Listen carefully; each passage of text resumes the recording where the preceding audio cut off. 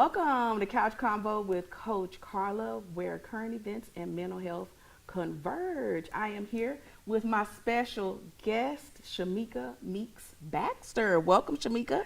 Thank you for having me, Coach Karla. You're welcome. So, Shamika is a personal development coach, a philanthropist, and community advocate. She is the founder of the Baxter Initiative, which equips students and professionals with the tools to rise above adversity, step into leadership, and claim their success. She has an executive MBA and degrees in psychology and mass communication. She has received the awards, the 2024 We Care Volunteer of the Year, 2022 Operation Hope Pitch Competition winner, the 2023 Pod Box Pitch Competition winner, and the 2023 Audrey Melhorn Women Champion Award. Leadership, she is a Leadership Memphis alum, and she is signed with Collective Creative, so she is an artist as well. So we're gonna have a good time talking to Shamika again. Welcome. Thank you so much. Okay, so tell us, just tell us a little bit about yourself. Maybe you could share some things that I didn't share in your bio.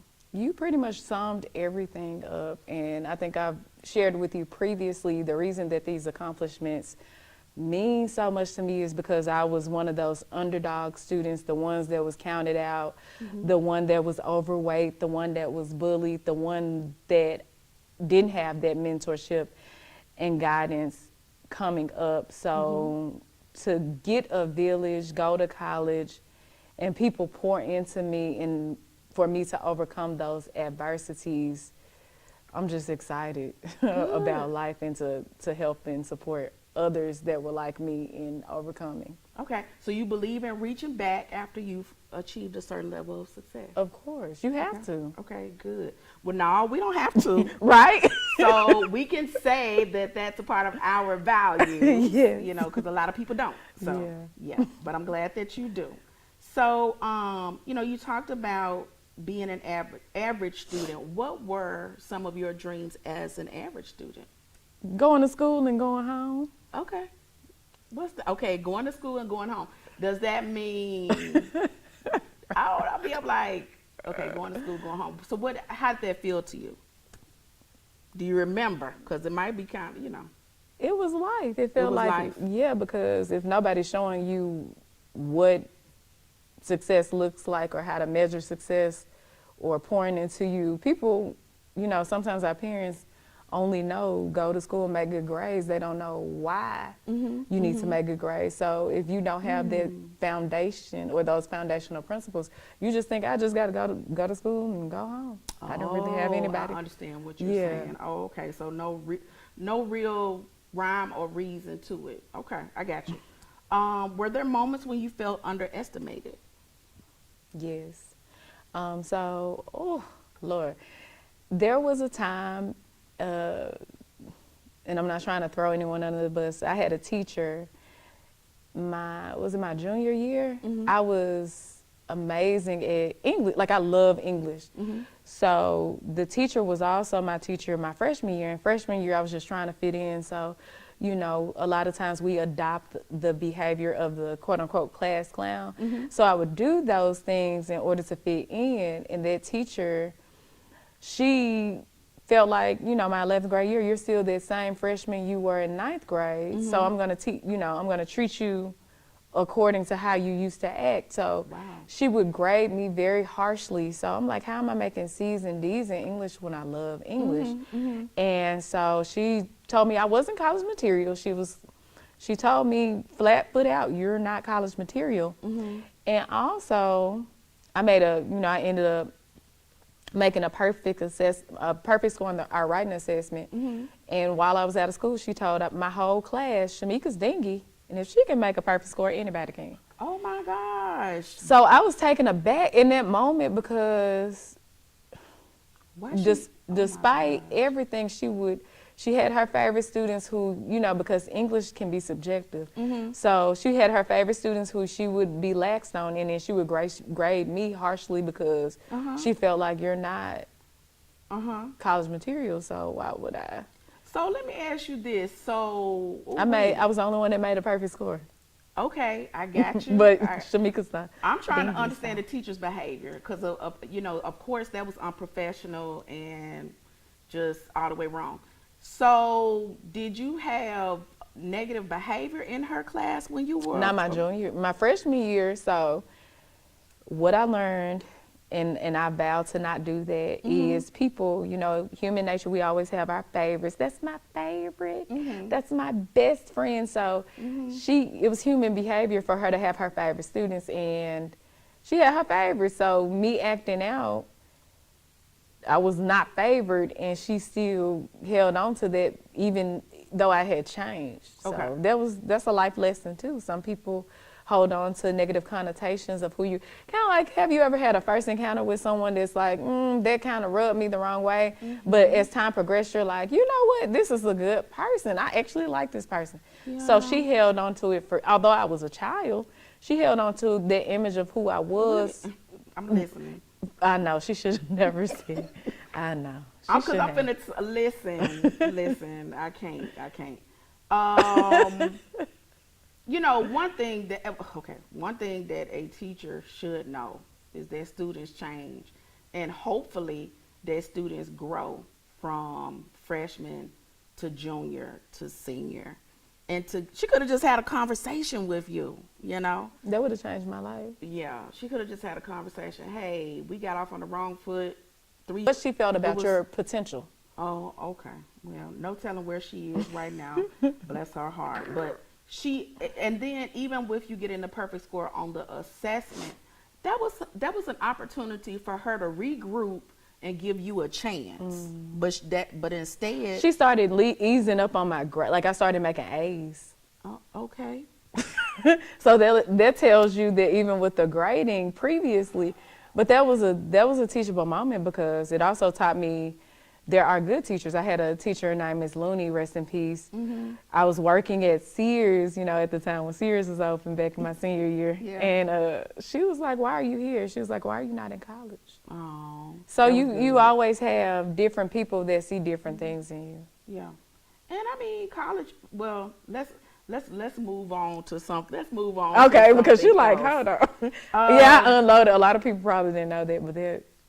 I mean, that's not the first time I've heard a negative thing about a teacher. So, but that I don't like stuff like that at all. And I mean, I've had that experience. I had that experience with one of my math teachers. Like I did really well in all my other classes. But we ain't finna talk about her because I really could, you know. but I did. I went out of my way to be kind to her. That's what I'll say. I'll leave it at that. So who knows where she is right now. What was one of the earliest pivotal moments that made you start believing in your potential? When did I start believing in my potential? Because apparently you started believing in it at some point. I'm trying to figure out when. But it sounds like the writing assessment was a pivotal moment. No? No? I still, it took college. It took me going to the Tennessee State University. So, really? I went to Fisk. I get that. Okay. So, they challenge, but you know how college challenges you to grow because you get to see it. You get to see people who look like you, especially going to an HBCU, people who look like you, who are carrying themselves with pride, who, you know, walk with their heads up, and it's kind of like, you know, wow, like this is a different world outside of the world I've been exposed to. So I was exposed to successful people on a day-to-day basis. Right, yeah. And, you know, sink or swim, you're either going to graduate or you're not going to graduate. So, I mean, it changed me. But I don't know, I became who I am because of college. Like, I realized it's okay to speak to people, or it's okay to be authentically you, and I figured out who I was as a person versus me trying to, because something that I had bad as a child is trying to adopt to the personality of the liked person. Like, Oh, Coach, everybody like Coach Karla, so I'm gonna act like her. Oh. Everybody okay. act like her, so I'm gonna try to adopt a persona. That's college is when I started believing in myself, and I grew into who I was. Okay, that makes sense. Because it, as the name of the show said, it opens you up to a different world. It did. Yeah. It was a different. I like how you Yeah. did. I love this show. I But yeah, love that it's show fun. too. I think a lot of us did. I mean, some of us even have T-shirts that say Human University. So yeah, yeah. But I mean, it you know, that show was a game changer because it showed the way that people who look like us, people with brown skin, um, address the challenges that they faced in college, you know, that they could attend college, that they could achieve, you know, that they Yes. could be Greek, that they could be in different organizations, all of that. And so I think it was actually a very important TV show for a Extremely. lot of us. Extremely. Yeah, yeah. And some people don't understand this, but right now in the we're still in the 2000s. Right now in the 2000s, there are still a lot of people of color who are first generation or second generation college attendees. I mean, that's still a thing. Yeah, and some people don't get that or understand that or didn't realize that. Captain America, the guy who played this past Captain America, I think I'm saying that right. He was the first person in his family to attend college, and people were having a hard time believing that. So that's the picture that I'm painting. Yeah, you know, and I know he has to be in his. I think he's in his 40s, right? Yeah, I think so. I'm not sure. He could be in I his. think so. Yeah, he's in his 40s. I think so. Yeah. So, all right. Tell us. You call yourself a success strategist or Yes. strategist. What does a success strategist do? I feel like success takes strategy. Okay. You know, a lot of us just wing it, thinking we're going to be successful, but you need a plan. Right. So when I got out of college, I was fortunate enough to get in my career field. So something we have clients do with SMART goals. Okay, right. Specific, measurable, attainable, relevant, and timely goals. You need a point A to get to point B. And a lot of people are shooting darts in the dark trying to be successful. But if I can tell you, hey, oh, you're a professional, go get you some headshots. Get you a professional resume. If I'm giving you laser focused information, Yeah. then it won't take you as long as to where if you're, oh my God, how do I, Yeah. you know. Yeah. So I believe in success takes strategy. It does. It does. Absolutely. And planning over time, not just getting up and saying, tomorrow I'm going to be Wonder Woman. It takes time to build yourself up to be It does. whatever that goal is that we have. I just threw Wonder Woman out there, child. But I should have said a nurse or, let's see, what else? Some things that people want to be. Oh, God, a flight attendant, an airline.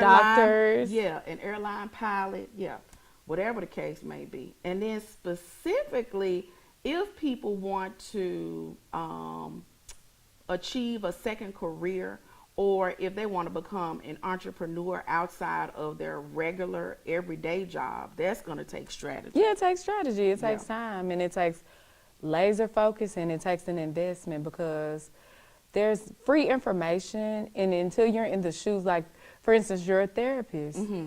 Until you're in the shoes of a therapist, you don't understand vital information costs and you have to pay. Right. You're only going to get so much for free. You can research all day for free, but if you want that targeted information, you have to pay. It costs. Yeah, yeah, You pay for the credentialing, the training, the Right. knowledge. absolutely. So how do you help others? What are some ways that you help others as a success strategist? It depends on what they're coming to me for, whether they're students. So I do students, personal and professional development, as well as students. So a student, you may not know how to be successful after college. Now, that was my story. That's the reason that the Baxter Initiative came about. I was that college student. I got, we talked about my executive MBA, but I also have undergraduate degrees in communications and psych, which we talked about. But I graduated thinking, oh, I'm about to get me a job. I'm going back to Memphis. I ended up in a warehouse making $9.25 an hour as a temp. Right. Because I didn't have the tools necessary to be successful. I was one of those people that went to college thinking a degree is enough, and I didn't realize a degree is not enough. And because I didn't have mentorship, Right. Because I didn't have guidance outside of academia, I graduated cum laude.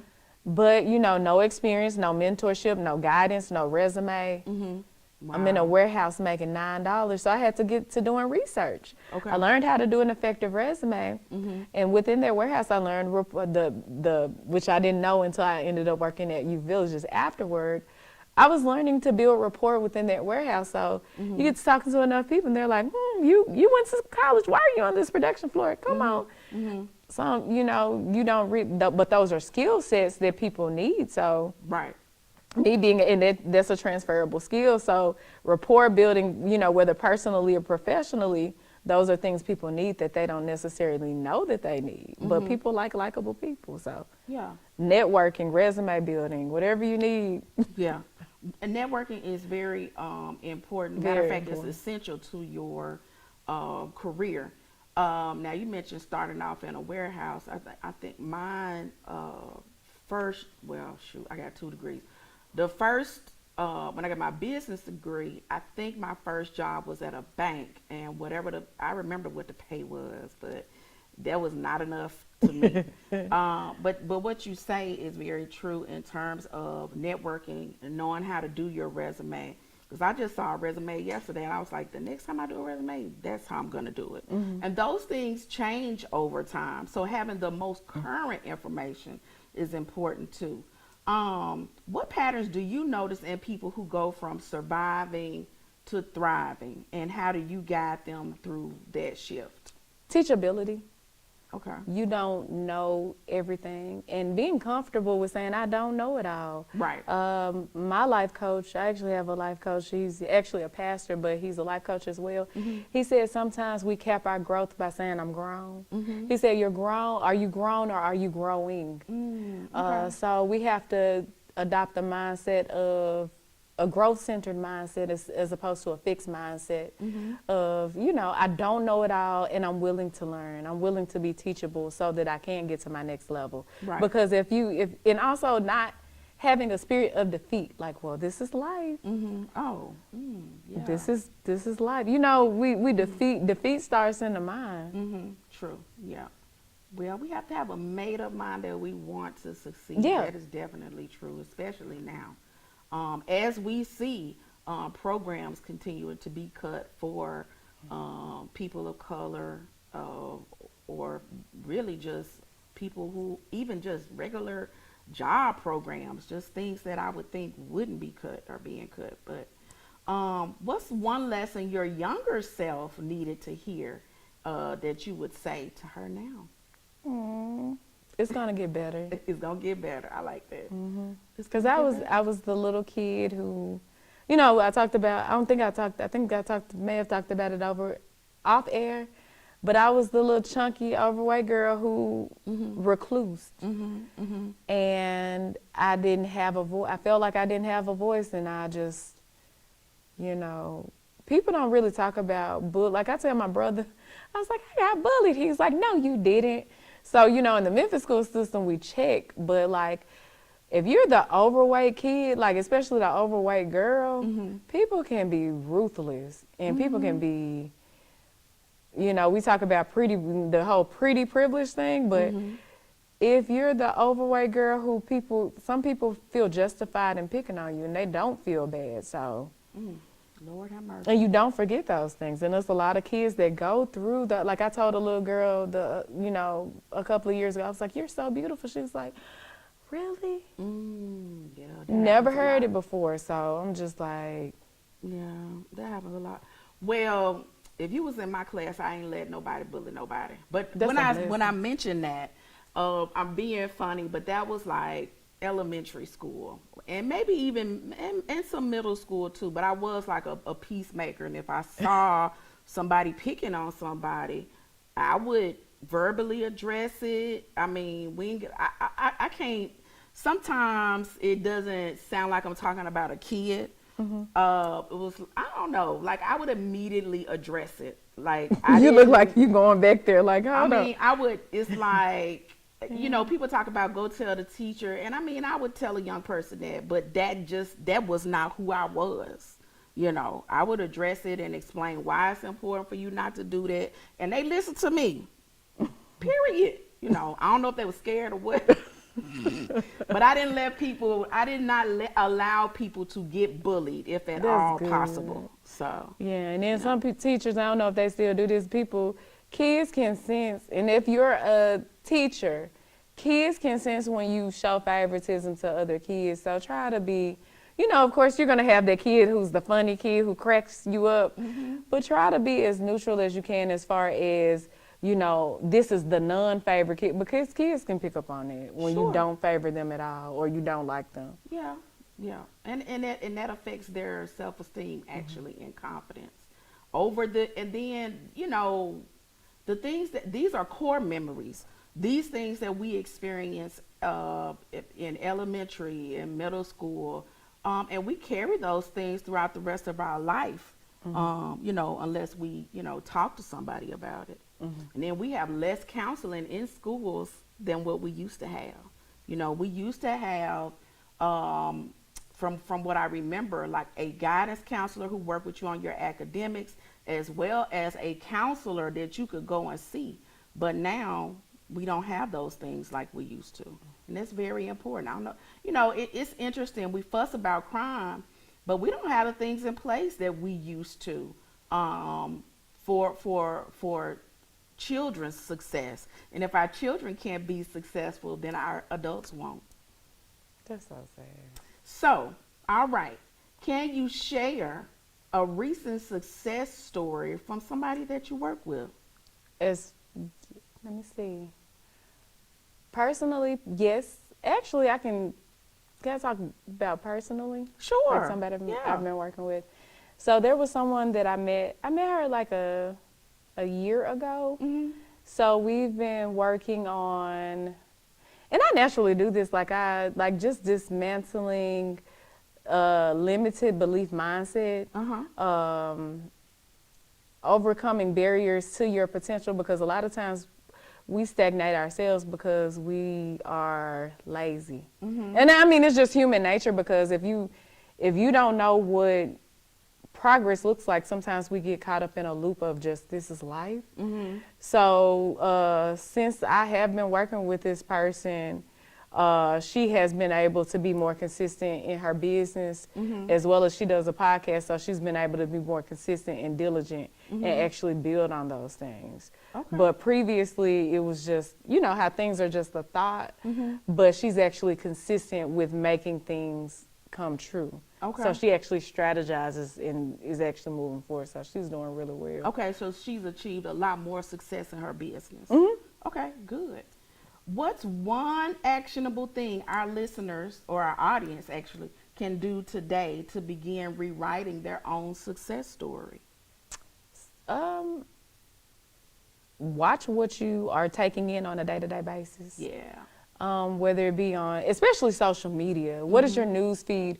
We say, as a man thinketh, so is he. What are you putting in? What are you reading? What are you eating? Like, what are you doing on a day-to-day basis that's making you a better person as far as consumption goes?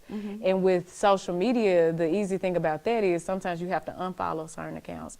Or you may not have to unfriend them, but just make sure, oh, I don't want this on my because if you feed into it on a day-to-day basis, it becomes who you are, whether you know it or not. And you may stagnate yourself by just taking in negative things. Yeah.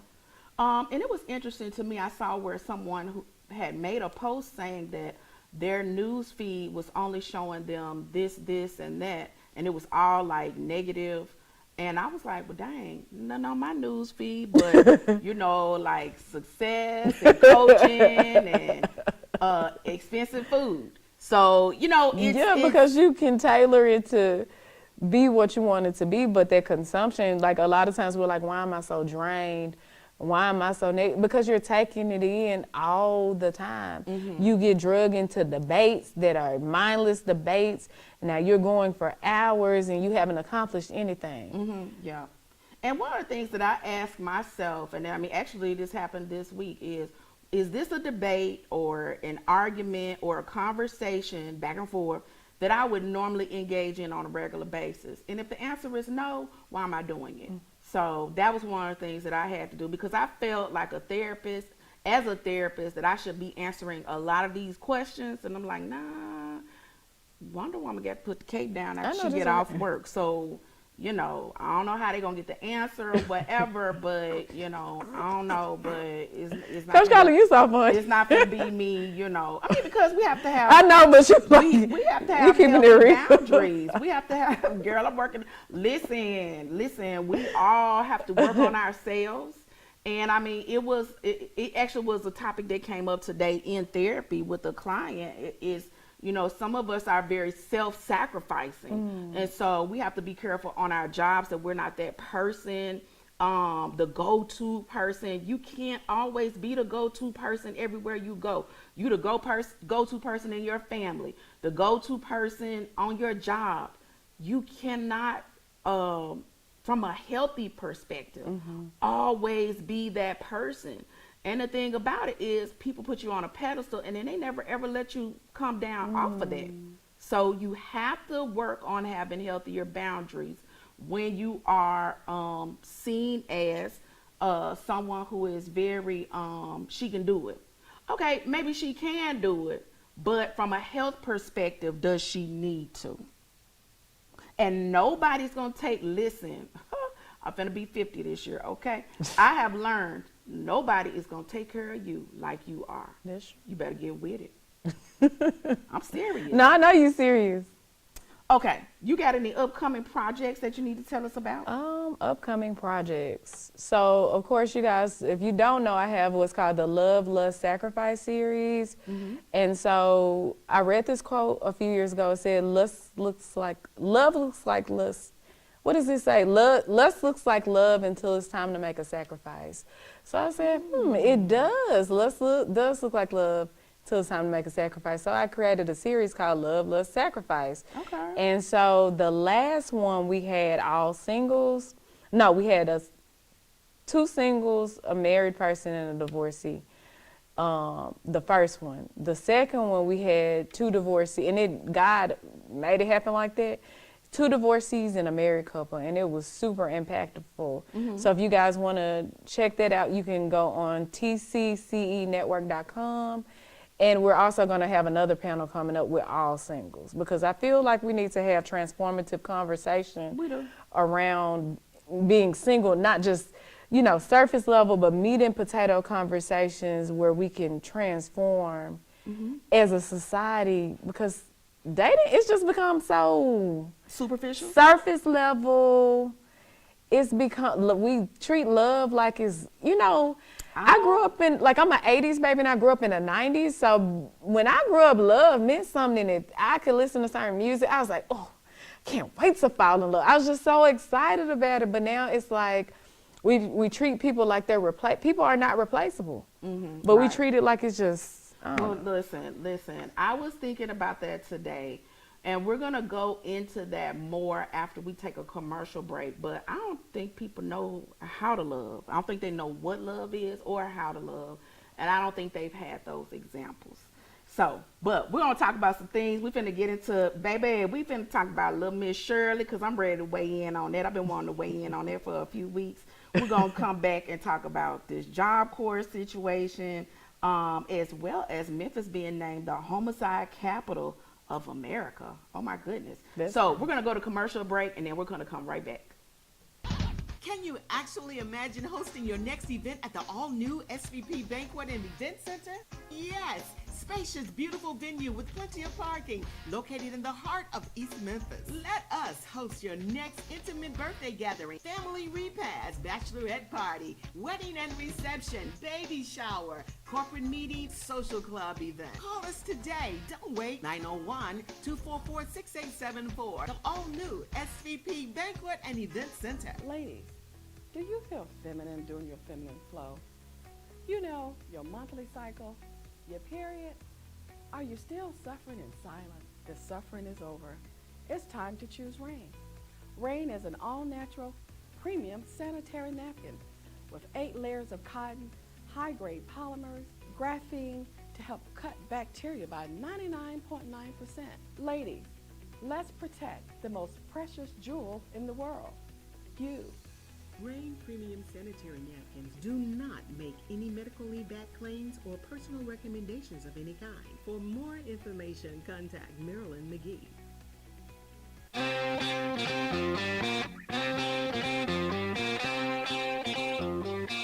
Rock and Roll Party Bites. The perfect way to celebrate any occasion in Memphis. Rock and Roll Party Bites. A lively tour guide, your favorite music, and great scenery. Church group, family reunions, corporate outings. Fun for all over 10 years old. It's a memorable experience. Bachelors, bachelorette parties. Book now. Our fleet of bites accommodates up to 16 riders. Book now. It's Rock and Roll Party Bites.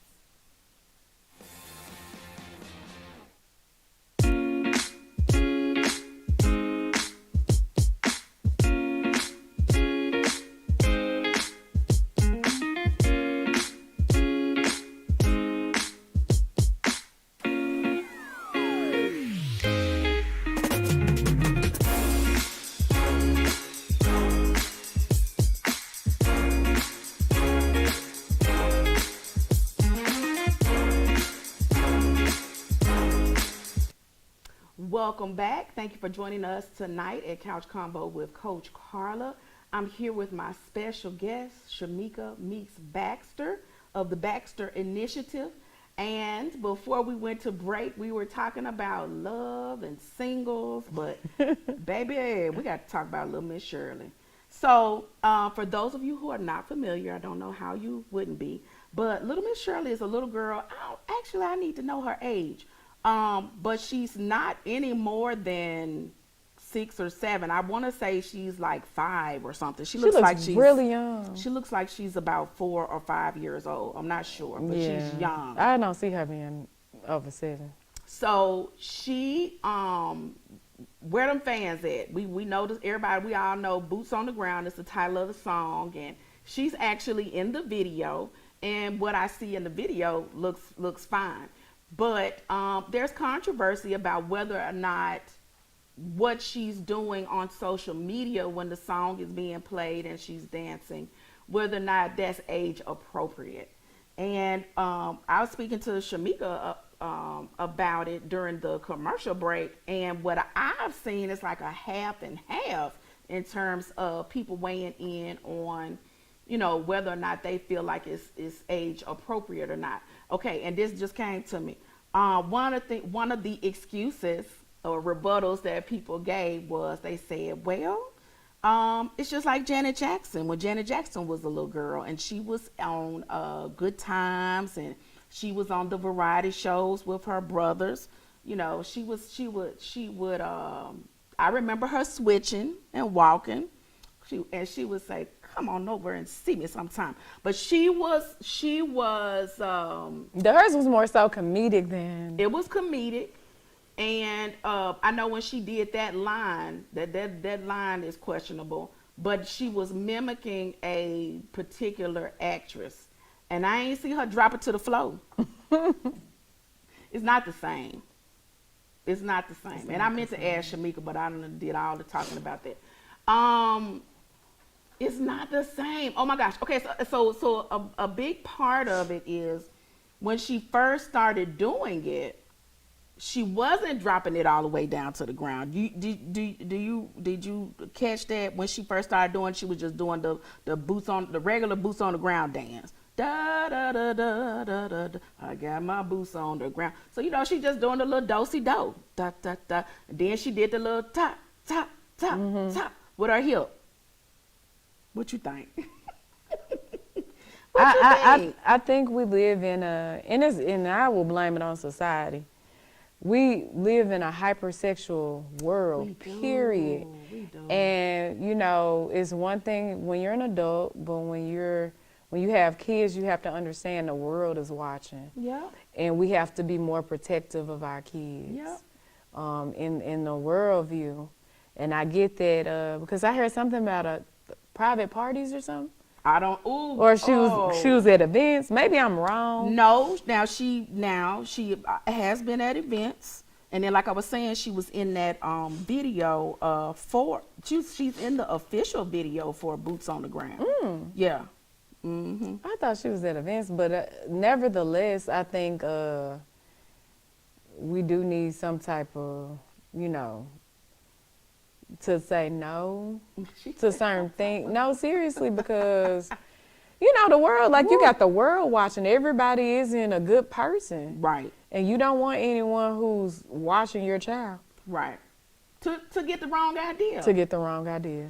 So one of the things that really pricked my heart about it, that made me feel bad, was, you know, it was like, it's okay. I saw a video, and her mom is saying, "What's wrong?" or something like that, and little Miss Shirley is saying, "I don't know them people."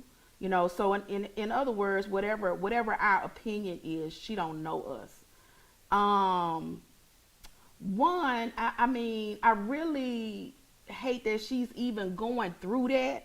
What you mean I don't know them people? Like she's reading comments? She don't know me. She don't know you. The people who are having comments about what she's doing. Oh, the mother said that or the child? No, the child said that. No, the child said, "I don't know them people." So, you know, it's okay. It sounds like the mother is making it sound like those people are hating on you. Okay, that's Then what why it are you sounds. telling your child that? Why are y'all having this conversation? Yeah, Allow her to be a child. yeah. And I mean, like I said, I think to a certain, I love the little outfit that she had on in the video. It's like a pink, either skirt or shorts, and then a matching jacket, and it said "Boots on the Ground" on the back. I thought all of that was cute, and what she did in the video, it was fine, because she ain't drop it down to the ground. Okay, but in some other videos, it's like it's like things graduated. She started off with just the boots on the ground, and then now on some other social media videos, this is grinding, going all the way down to the ground. That's grinding. I don't do that myself, because I don't want to be, you know. And it's, if you grown, we already know all that. You grown and you can do whatever you want to do. But essentially she's a baby. And what do y'all think about it? Is what she's doing age appropriate? Let me know. Okay. So another one of the heartbreaking things that happens, and I really want to get Shamika's take on this, is just this past Thursday. Gosh, well, it's already been a week. But just this past Thursday, Memphis, I want to say teens, but Memphis teens and young adults were informed that Job Corps abruptly was coming to an end the very next day. And so, you know, they've just been left hanging with that information. Now, it didn't just affect Memphis, it affected Job Corps centers all over the country. But Shamika, weigh in on that. How do you feel about that? I think it's heartbreaking because so many people get help and support from it, especially to hear it at the last minute. Right. Yeah. You know, you're not really given a warning. It's like this ends tomorrow. That's devastating for a lot of people, especially when you're working towards something and it just, and it's like, what does this mean? Right. Now, what I just learned as of yesterday, it was said that they were operating in a deficit of like millions of dollars. But I guess what got me about that is, why were we just now hearing about that now? And then I also feel like that really just shouldn't be the case, when I know that monies are going to waste in other areas. For real. Like for real. Yeah, so much Yeah. stuff is being cut. It's Yeah. you just never. It's a scary time. Yeah. And but another positive thing that I did learn is that some community agencies are reaching out to assist a lot of those. Well, I hope they're able to assist a lot of young people who were in that particular program. And I know that was one of the sites or organizations that we were referred to when I was working in foster care. You know, we would refer a lot of kids to Job Corps. So I don't know what those kids or teenagers and young people are going to do now. Yeah. And that's all across the country, not just Memphis. Well, yeah. Anyways, yeah, that's going to affect our communities. And I think it's going to affect our communities in a big way. It really is. Yeah. I know it is. Yeah. You know, they do help with job preparedness. And all of us aren't, we're just not all made the same in terms of attending our education system. And then in particular, and people are forgetting, we're still working with a group of young people who attended school during COVID. And I really think that was a big, that created a big deficit for them because they had to learn at home at the computer screen. And I think they missed out on a couple of years of education. That's true. Okay. All right. Well, then that takes us right into something that's related, and that is that Memphis, and we talked about this on my last episode, but I still want Shamika's take on it. Memphis was named the homicide capital of America by the FBI director. Oh my God. Yeah. How did that sit with you when that happened? I don't like the connotation of it. Okay. You know, I don't like all that comes with the wording. And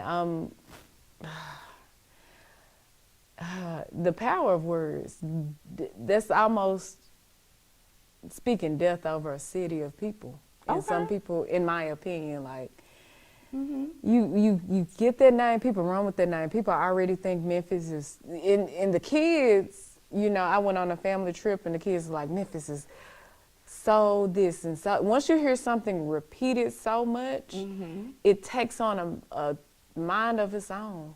Yeah. So if you say it's so horrible, it's so bad, kind of like, you know, the doll experiment, like this is the good doll, this is the bad doll. So people, oh, Memphis is bad. So if you hear that all the time, that's what you think. You wake up, man, I can't wait. Even if you had a great life here, man, I can't wait to leave Memphis. Memphis is bad. This about the problem, whereas I think that about the problem, whereas I think that some people are actually trying to be positive about their city, to speak positive, and actually try to help create and add to solutions. Can I interject? Yes, ma'am. So I was in a well-known city. I'll just go ahead and say it. So I was in Nashville. Okay.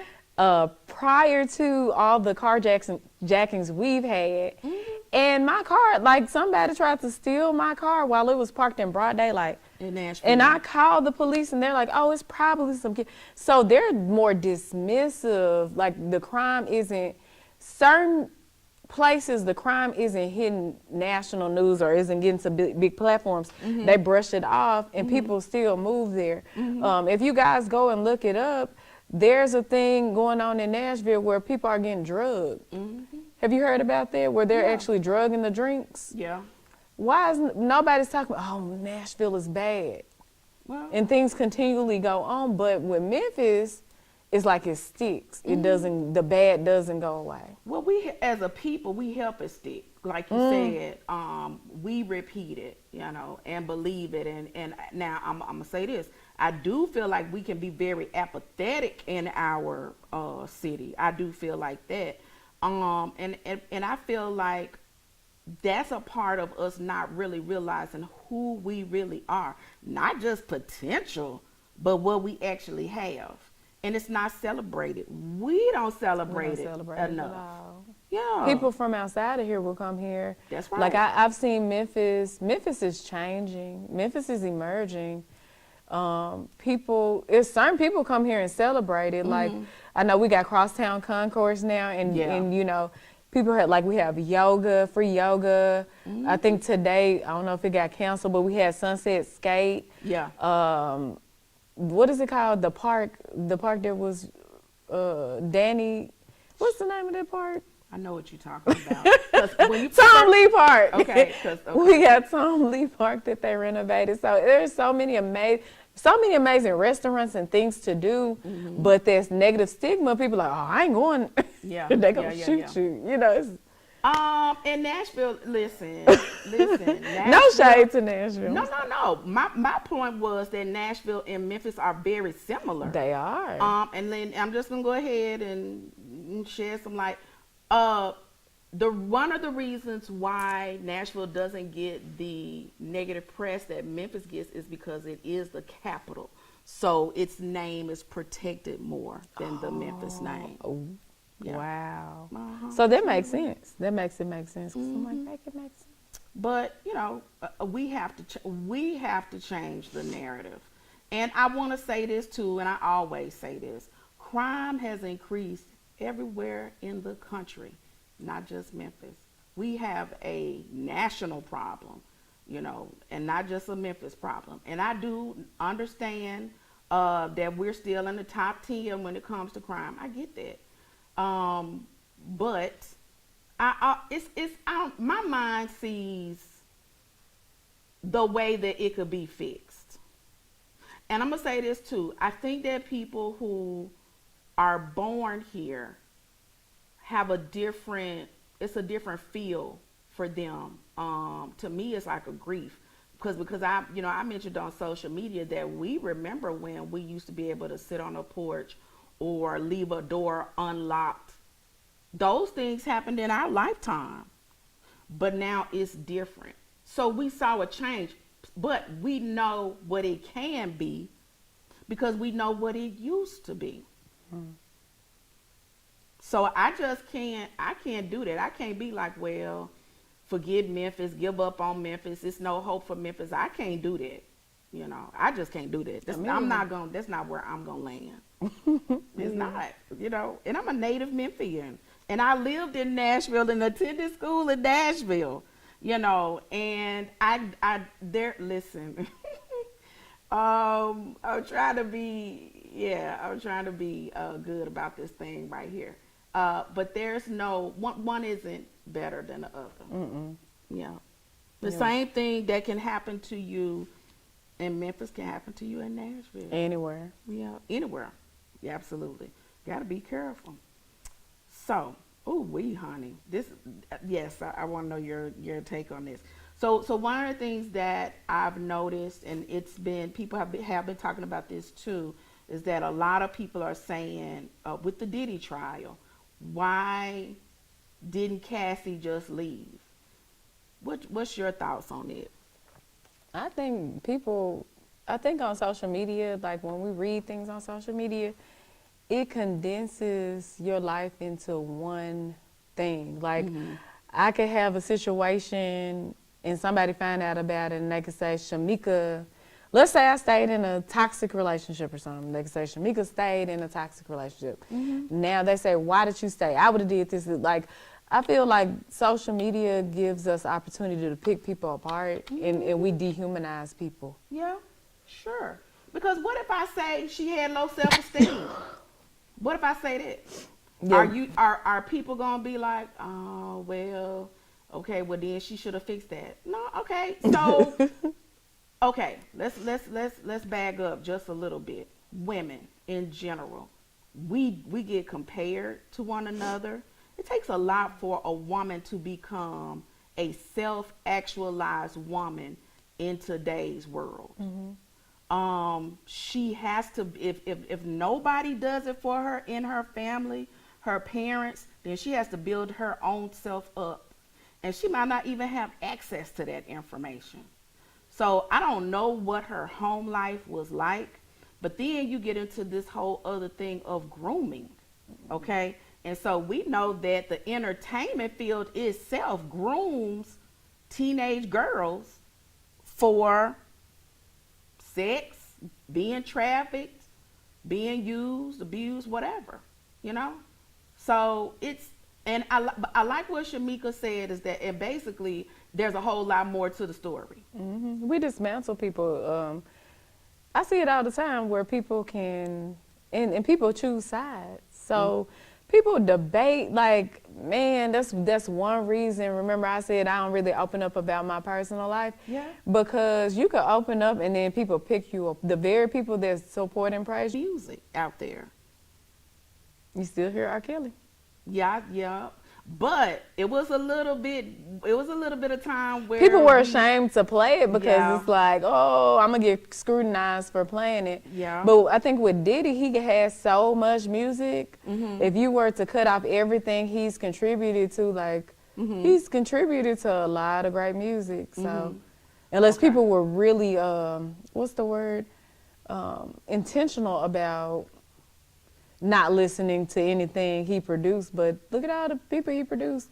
We got Faith Evans, we got Biggie, Lil' Kim, Yeah. Junior Mafia, you know, newer people I can't think of, but I'm sure he has a lot. Keisha Cole. Yeah.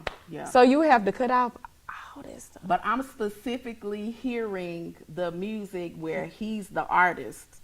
I'm hearing that. Yeah.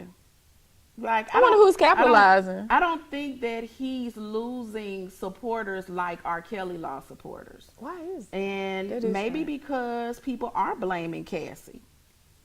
Yeah. I mean that's what's going on right now. I mean, seriously. Yeah. People are blaming. That is crazy. Yeah. And I mean, I think actually it's so much stuff to that stuff because they're talking about tunnels and parties and the list, the names that I've heard, it's so many. People tied to. Yeah.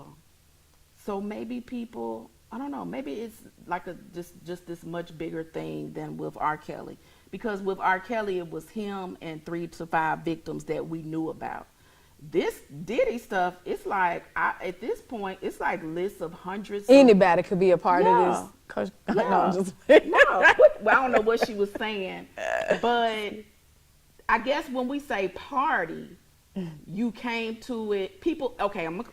People's mindset is that you came voluntarily. And then someone told, I don't know how true it is because it's such a rabbit, like you said, it's such a rabbit hole. They were saying like it was a downstairs section, and then when you went up, Forced to participate involuntarily, and you know they're mentioning being drugged. So, and it's more than just Cassie. There are other people. and you the know. scary thing about that, like you said, allegedly, the scary thing about money is you could or you couldn't do it, but people, when they see an opportunity, not to say these people did it that alleged it, but when people see a money-making opportunity, sometimes they'll say, oh, me too. But sometimes it may be true, so that's a scary thing too, because it's a fine line, because they could be telling the truth, or it could, you know what I'm saying? Okay. I don't know. It's All right. scary. Well, I have enjoyed talking to you on this evening. Do you have like a final thought that you want to share with the audience? My final thought is I'll leave you guys with a quote in case you may be going through something. One of my favorite quotes is, a smooth sea never met a skilled sailor. Okay, So, yeah. well, honey, I'm very skilled then. Okay? Because, baby, I have had some C's, honey. Don't play no games. But no, if people want to follow you on social media or get in contact with you for your services as a success strategist, how do they contact you? So my name is Shamika Meeks Baxter on all platforms. So SHAMICA MEEKZBAXTER. So they can find you on all platforms with, okay. What about your website? So BaxterInitiative.com. Okay, BaxterInitiative.com. Okay, you all, thank you all so much for joining us on the couch. Continue to tune in Thursday nights at 7 p.m. on Facebook and YouTube, and Xfinity Channel 17 on Friday.